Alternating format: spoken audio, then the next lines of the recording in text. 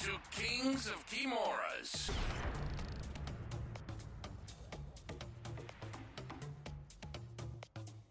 All right, guys, welcome to another episode of Kings of Kimuras. It's been a minute since we've done a podcast, mainly because it's just been so busy. You know? Yeah. Listen, when you got stuff going on, when you're competing all the time, Yeah. when you're trying to run classes, we just added another kids class on Saturday morning, so it's a lot. It's a lot through the weekend. It's hard and you teach in the afternoons on Friday too, so it's like, we try to knock it out pretty quick so you can have time to just still kind of relax before you have to go teach. But there's been a lot that's happened since we last got on here, so I guess we can start with the. Well, actually, let's start with Louisville because I feel like that is, even though I put it on our list of topics lower, but I feel like that's more important because of the way the team performed. Obviously you as well, right? I mean, you had some really tough matches, and I shouldn't say tough matches because you fought some guys that were high level, but you made them look pretty easy. Yeah, they all was locked in. Yeah. As soon as I saw Ryan Aiken's name in that division, I knew it was just time to lock in. Mm-hmm. End up dropping the finals to him, but it's valuable experience because stepping in with guys like that, it's really win or lose. This is a Louisville Open. Nobody cares. It's just data that I'm gonna use for next time. Right. But in the semis, I beat that guy from Wagner's gym, this Brazilian kid, Enrico. super tough. Yeah. Yeah. And then he ends up buggy choking Abe in the absolute finals. Mm-hmm. So, of course, I mean, I was salty at ADCC, but I understand why that he got the #1 spot for subbing Abe. But I was like, yo, where's that wedge back take to rear naked choke that I hit? Where is it? Yeah, I feel like sometimes with really any organization, I mean, they have people that they're pushing, and his team in particular is very well rooted in ADCC, right? And we're relatively new in that aspect of it. So I think it's just a matter of time. Obviously we just got to keep putting in the hours and showing up for these events and TikTok. It's only a matter of time. Yeah, because I'm not going anywhere. I feel like I'm hitting a good stride. Mm-hmm. I was just in flow state. I feel like my passing's really good. My wrestling feels really good. Trying to get my guard play back up to where I feel like I can. It's not the main thing I would use in my game, but I want that to be sharp as well. So just be a super well-rounded athlete.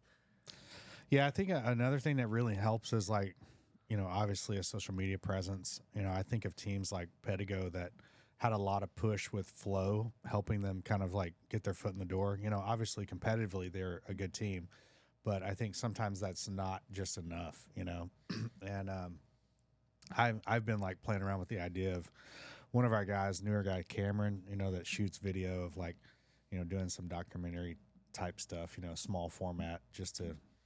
For sure, yeah, and speaking of Pedigo, when JB was going, he's planning his move to Pedigo, he showed me a video, a little documentary that they did about those guys over there and their training and stuff.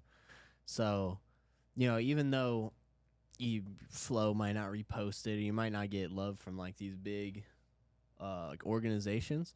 It doesn't really matter, it starts grassroots, and so it's just about really getting people in the door, getting the name out there, and then eventually over time doing that enough. And it's inevitable. It's inevitable.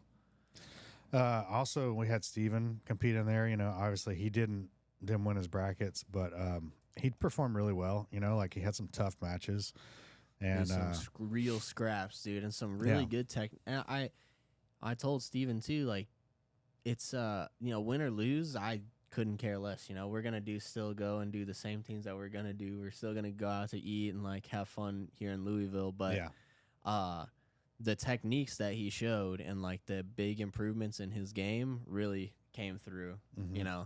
It's just the very minute stuff. He just tightens up those little things, and he's gonna be a big problem for them boys. Yeah, he did really well in his wrestling as well, which was something I know he'd been working quite a bit on. For sure. Yeah, everybody here. Shout out to JFLo. We've been working a lot of NoGi judo as well as wrestling techniques. Those two kind of like flow together. Yeah. And that's something that I didn't even have on our list, but I'll talk about a little bit about being part of that JFLo instructor affiliation. For me, it's been really cool because it continues, my education as a coach, and then like reapplying that to you guys and like learning how to teach that stuff. But something else that's really cool is like, every week I've been on a call with him and the other affiliation owners as well.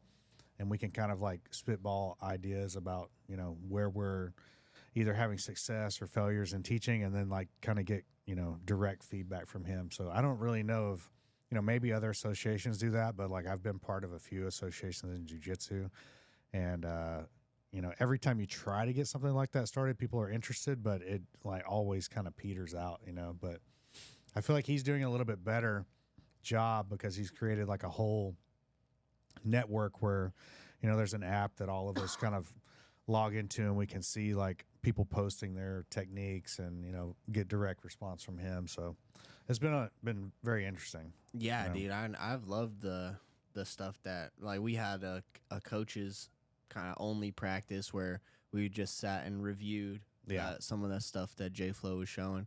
I wish we'd have had more time, dude. I could have sat there for 2 hours looking at that stuff. Yeah, I think it's something I want to do. I talked about doing like every other month, but I feel like it'd probably be better to do it every month, And maybe we don't like always cover JFLo stuff. Maybe we cover like some leg lock concepts or passing or whatever. But I feel like it's good to just get in that habit of like doing it every single month, For sure. If coaches can't make it, they can't make it. But I feel like it is important to like continue that education that way, Absolutely. Gotta always be white belt mentality. Yeah. You never know everything, ever. As a black belt, I'm still learning every single day. Learning just like the minute details. That's something that even Hodger Gracie talked about. Is like, there's nothing simple about my game. It looks simple, right? But the little details is what gets the simple things to work for him. So also helps when you're a giant Brazilian man, but yeah, that helps dramatically. So I want to talk a little bit about the ADCC European Trials. I was trying to get this information up so we can see like all the winners. But first, I want to talk about Mark McQueen. Excuse me. I know he had like won trials before, but I'd never seen him.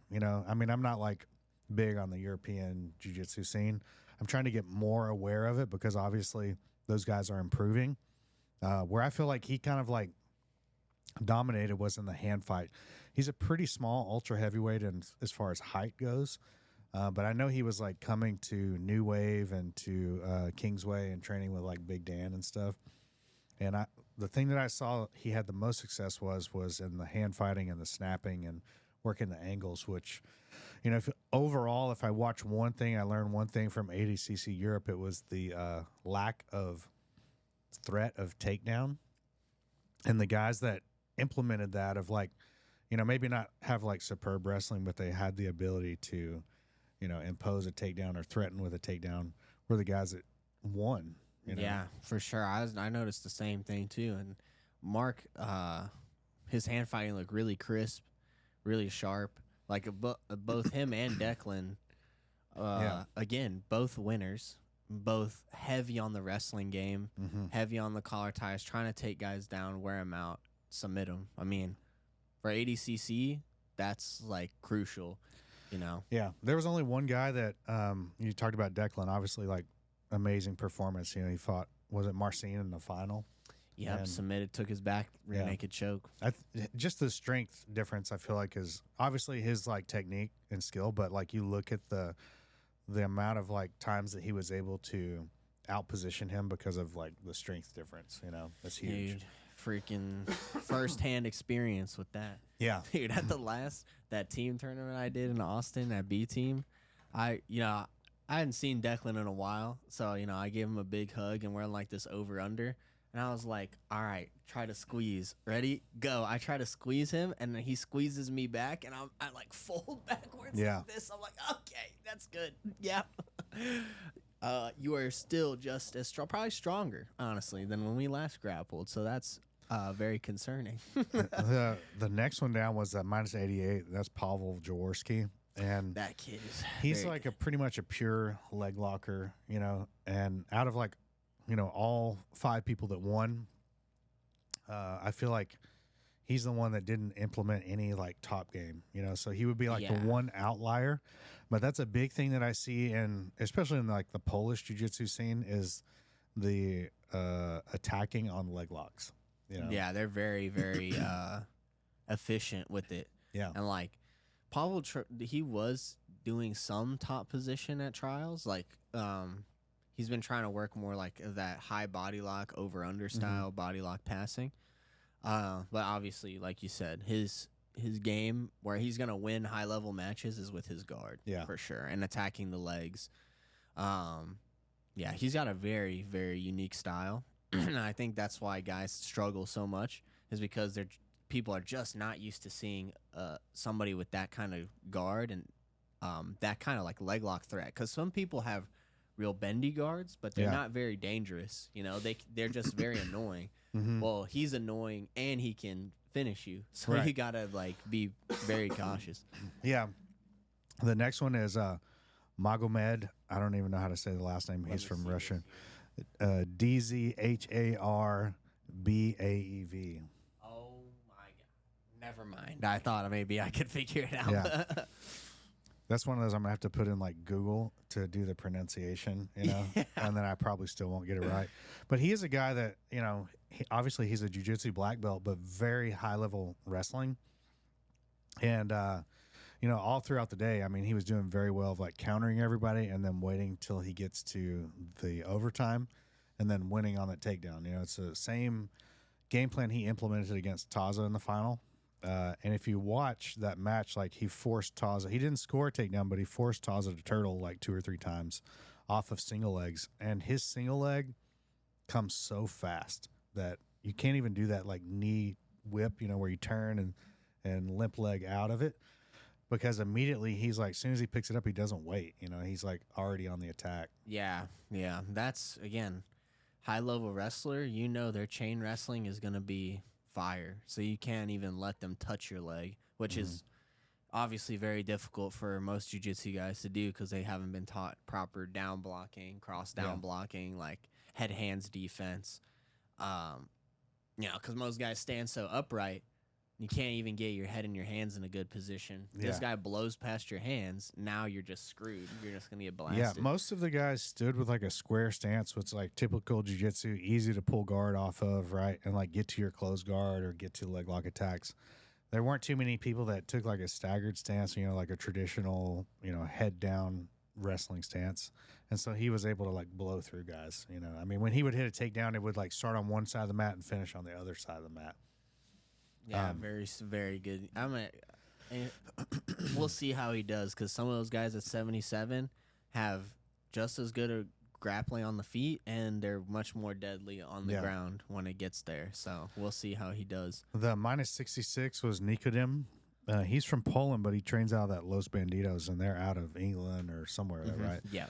I noticed with their particular way that they approach the stand-up was almost like if you took a Gordon Ryan video of him competing in ADCC and you put it side by side, those guys, it would almost be virtually identical, where they kind of lead with that rolled shoulder, defensive hand down, and then they're like feinting like they're going to attack on shots, but they never really shoot, you know? Yeah, they'll feint and like collar tie, right? That's kind of like, and then use that to set up drags or it's and like knee taps and stuff like that. Very like simple stuff, but again, it's the most efficient. You know, get to the underhook knee tap or arm drag into or elbow pass single. Yeah, you know, I mean, those guys had pretty good success in the tournament, you know, until they got into the later stages where like guys actually had takedown ability. I mean, obviously, Nikodem won, but in that minus 66, I don't think you have that like real threat of a takedown in the European trials. You know, like you do, in, like as you get in upper weight classes. That's for sure. Yeah, the higher weights you go, the more the disparities in wrestling becomes very like apparent. Yeah, I honestly didn't watch much of the women's. I didn't either. Not because I didn't want to. It was just like a time thing. I mean, I literally went through like every mat, and I think each mat was like anywhere from 12 to 16 hours. You know, so I'm like trying to skip through and like watch one person consecutively. Yeah, I mean, there's like a few ladies that did really well that I don't even know who they are. Anna, shout out to Anna. She's good. She's from Kingsway. She's pretty nice. I met her at the B team, team tournament. She's good. She's got a pretty well-rounded game. I think like her best stuff is leg locks. I think that's how she finished the girl in the final. What is her name? Anna Mayordomo. Okay, I see her. Yeah, the -55. Yeah. It says she trains out of Easton Training Center in Denver. Interesting. Because last time I checked, she was She was at Kingsway. I guess she's not like official Kingsway person, right? Apparently. You're still on the junior squad. Yeah, you're gonna have to work your way up.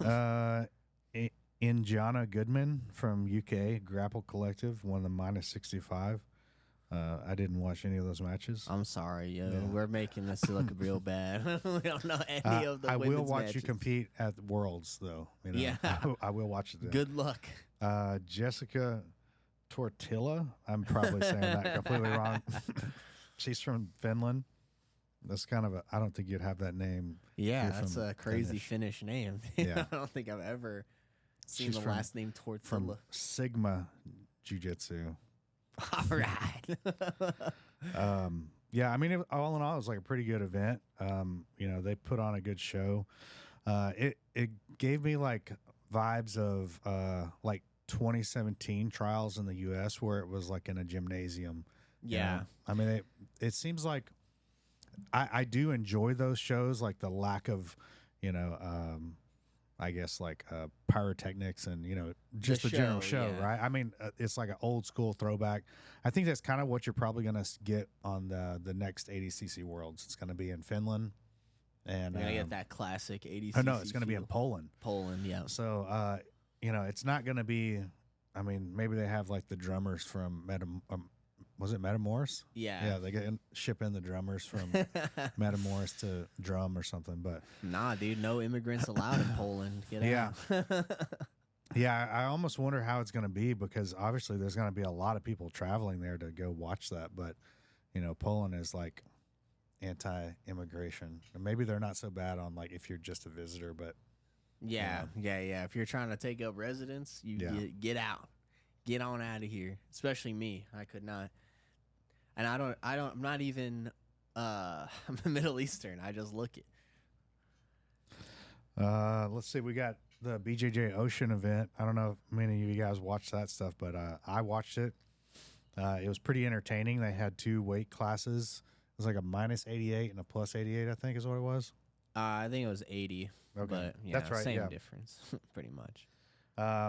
There were some really good matches. You know, that Paul Jaworski was doing both weight classes, and he had a match with Corbin that he ended up getting leg locked in. So, the Woj, shout out to Corbin, man. That kid is the future for sure. He ended up he lost in the semis, right? Jed. To that. Yeah, he like got heel hooked or something because he was in 50-50 and. Silly Corbin left his foot exposed, but you know it's a live and learn type of, like I mean, shoot, I got toe holded in 50-50 from standing. Yeah. So and that was just, you know, reaffirming what I already knew in my head, which is like, dude, you gotta defend your feet, even if you think you're in the best position, you still gotta be defensively sound and aware. Yeah. So you're gonna get caught. Oh no, he lost to Christian. Silly, who's Italian. Yeah. Right. Good leg locks, but you know, again, I think Corbin just made like a tactical error. Yeah. Just left his foot dangling out there. But and I guess Marcin won that, huh? Yeah, he did. He won the whole thing. And now, so I guess that was also like a who's number 1 thing too. So he's like guaranteed a spot on there. Okay. For one of those events. Well, that's pretty dope. Yeah. Let's go take a look at this smaller weight bracket. The guy Jed that was in there, Jed Hugh. Yeah, I don't think I'd like watched much of his matches, but he honestly looked very good. You know? Yeah, he's always been like one of those sleepers. You know, he's got a very tough guard. I remember he had a match with Cody Steele at Polaris, and he almost knee barred him. Cody did like one of those fancy backflip passes and just ended right in a knee bar, and he almost got him. But yeah, Jed's been on my radar for a little while. I've seen a few of his matches, but usually it's against like really, really high level guys, so they kind of like just do the camp, get this guy tired, pass his guard kind of deal. But he had a match. His first round was with Kieran, and it was pretty competitive. But once Jed got up on points, it seemed like Kieran didn't really have an answer for that. Yeah, he was on the attack too, man. That was a crazy back and forth. They're both going at it. So that was an awesome match to watch. In the final, it was Powell versus Jed Hugh, and then obviously Powell ended up winning that. I think he won it on points, so it wasn't a submission finish. Yeah, I don't think so. I mean, Powell is developing some of that top game, so he's not just got his guard to rely on. But again, when he's going up against the highest of the high level, he's not going to be playing on top. Yeah. Because he's got no like wrestle up game or like sweeping game. Like at least when you look at Hoffa Mendez, for example, like he played a lot of guard at ADCC, but the way that he was playing guard was always to threaten getting up on top, like wrestling up or going to the back. Like he was never really going for leg locks. Like he's using 50-50 to put guys down and get on top, using like single leg X and X guard to get on top or get the back. Which I think is really interesting because with the development of leg locks, I think people forget like, hey, some people you're not going to be able to leg lock. Sure. You got to figure out a way to still win by getting on top or getting to their back. So, yeah, and I think you almost have a better chance of leg locking somebody in that rule set within like the first 2 minutes, 2.5 minutes. And if it's not working by that time, you need to vary your attack, using those leg locks to come up to the top position or expose the back, Yeah, for sure. You got to switch it up, or else guys will only have one thing to worry about. All right, this guy's never going to even try to sweep me or wrestle up. He's just going to try to leg lock me. Another one in that bracket was Kenta Iwamoto. And he had some really good passing, like his ability to change side to side. And we've kind of like been working one of those reverse knee cuts. And that's something we had worked a while back. But I saw some variations from him of where he was like, after he would come around the other side, he would immediately start stacking them. Yeah, and him and Joseph have been developing their double under or single under or over under passing. And of course, great artist steal. So I've been stealing a lot of that stuff and trying it in training because the countering the high leg with the scoop and switch like Kento is doing is really good. I also seen Joseph go for that single underhook, almost like you're going to set up an over-under pass and then flanking with using that, which I think is really effective as well. And then using that, chaining it together and going double unders if they're really defending. So I've been working a lot of that stuff in the training room. Yeah, so some really good jiu-jitsu matches out there. You guys can go replay all this stuff on Flow Grappling, and I think that's one of like the best tools that we have. Instructionals are great, and I go through like periods where I watch a lot of instructionals, and then I go through some where I don't. But one thing I'm always consistent on is watching competition matches. Yeah, gotta watch film, man, because especially because like you're a coach and I'm your athlete. I'm going up against guys who are out there doing these. And if I haven't fought them like yet, I'm going to fight them sometime in the future. That's just the trajectory that I'm on. So it's like you have to be watching these guys and taking in that data. Yeah, on average, I probably in a day anywhere from like minimum I'd say is like 1 hour of film watching, which is pretty easy to do if you watch like, 5 matches. I mean, that's like an hour of film right there. But max I'll probably do 3 hours. I feel like anything more than that is like, and I don't do it all at like one period. I try to like break that up into hour segments. But if a competition is coming up, then I may like crunch down and watch a couple hours at one time. Yeah my brain can handle about 2 to 3, and then I'm like, I'm sick of watching this, man. Because it's not like it's boring. But it's like a lot of the same stuff that you're seeing from guys. There's not really much like variation unless you're really paying attention. Yeah, well, and I use the hack too, especially if let's say I'm like preparing somebody for a tournament and I'm like having to watch a bunch of film on one individual.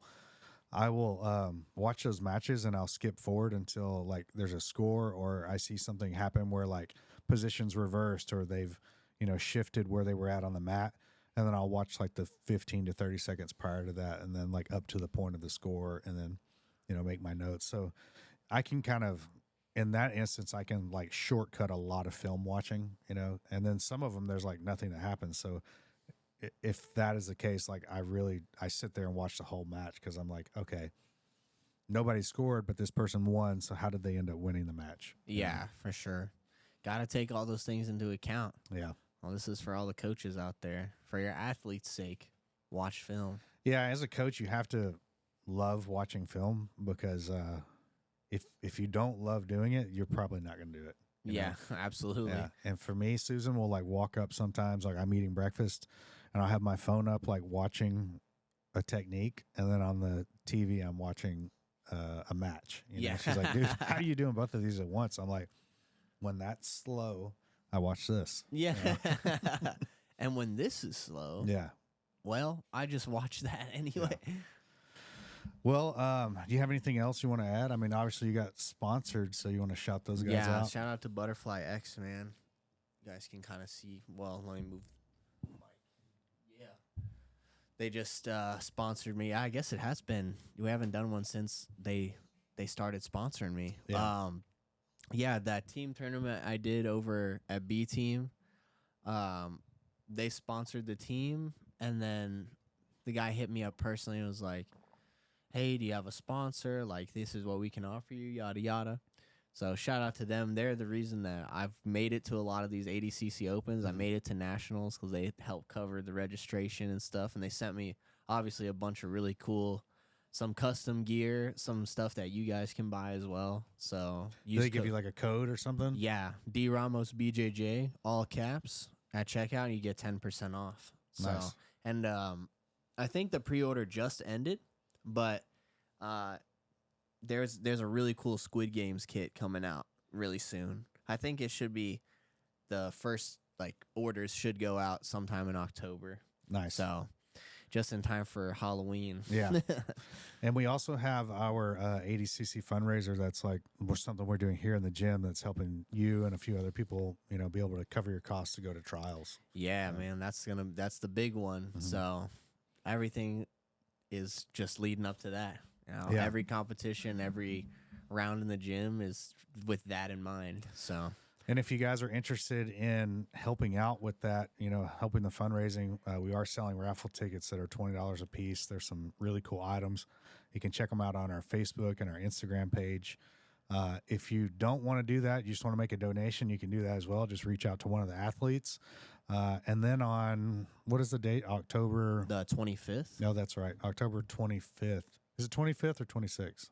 It's a Saturday. The 25th is a Saturday. Okay, so it's Saturday. These guys are doing a seminar here at the gym where each person is going to teach one of their techniques. If you don't show up to that, you probably won't ever learn their secret sauce. So yeah, make sure you come out to that. There will be no film. Yeah.